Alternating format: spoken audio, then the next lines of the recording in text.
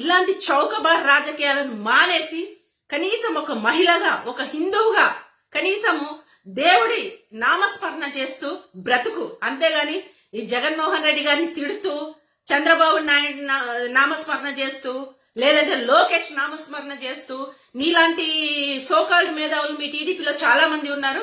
వాళ్ళందరికీ నేను ఒకటే హెచ్చరిస్తున్నాను, హిందువుల మనోభావాల్ని కాపాడుతుంది జగన్మోహన్ రెడ్డి గారు, హిందువుల గురించి పోరాడుతుంది జగన్మోహన్ రెడ్డి గారు.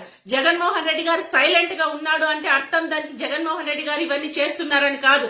మీలాంటి శకునులు, మీలాంటి కుతంత్రాలు, మీలాంటి కుళ్ళు రాజకీయాలు చేసే వాళ్ళను దేవుడు క్షమించడు. దేవుడే మీ బట్ట బంగారం బయట పెడతారని ఆయన నమ్ముతున్నాడు కాబట్టి, దేవుడిని విశ్వసిస్తున్నాడు కాబట్టి ఆయన సైలెంట్ గా ఉన్నాడు.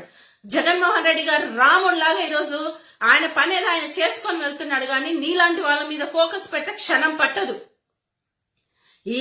నీకు లోకేష్ సీఎం అవ్వాలని చెప్పేసి భువనేశ్వరి ఇదే విజయవాడ కనకదుర్గమ్మ గుడిలో క్షుద్ర పూజలు చేసినప్పుడు నీకు హిందూ తత్వం గుర్తు రాలేదా? నువ్వు హిందువు కాదా? ఆ రోజు మతాలు నీకు రాలేదా? ఈ రోజు మాత్రం మతాలు గుర్తొస్తున్నాయి. నీ సీటు మతం గుర్తొస్తుంది, నీకు ఎమ్మెల్యే సీట్ కావాలంటే కులం గుర్తొస్తుంది.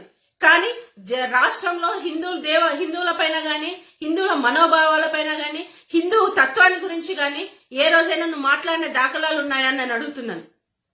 సిగ్గు లేకుండా ఈ రోజు వచ్చి డ్రామా ఆడితే ప్రజలందరూ నమ్ముతున్నారు అనుకోవడం సిగ్గుచేటు. నేను ఇదే హెచ్చరిస్తున్నాను.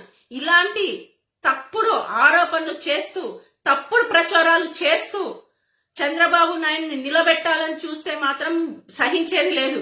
హిందూ తత్వం పైన, హిందువుల మనోభావాల పైన ప్రత్యేక అభిమానము, ప్రత్యేక శ్రద్ధ ఉన్నది జగన్మోహన్ రెడ్డి గారికి.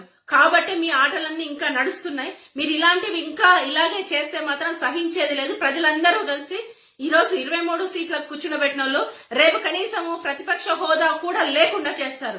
ఆల్రెడీ జగన్మోహన్ రెడ్డి గారు తలుచుకుంటే ఈ రోజే ప్రతిపక్ష హోదా అనేది కూడా లేకుండా పోతుంది. కానీ జగన్మోహన్ రెడ్డిలో రాముడు అనేవాడు ఉన్నాడు కాబట్టే, రామతత్వంని పాటిస్తున్నాడు కాబట్టే ఈ రోజు మీరందరూ బ్రతికి బట్ట కడుతున్నారనేది మాత్రం వాస్తవం. ఇలాంటి చౌకబార్ రాజకీయాలు చేస్తూ చంద్రబాబు చేసిన తప్పుల్ని బయట పెడుతున్న జగన్మోహన్ రెడ్డి గారు కావచ్చు, లేదంటే ప్రజలు కావచ్చు, లేదంటే ఆయన టీం కావచ్చు, కోర్టులు కావచ్చు, ఆయనను శిక్షిస్తాడనే అభద్రతా భావంతో ఈ రోజు మీరు ఆడుతున్న డ్రామాలకి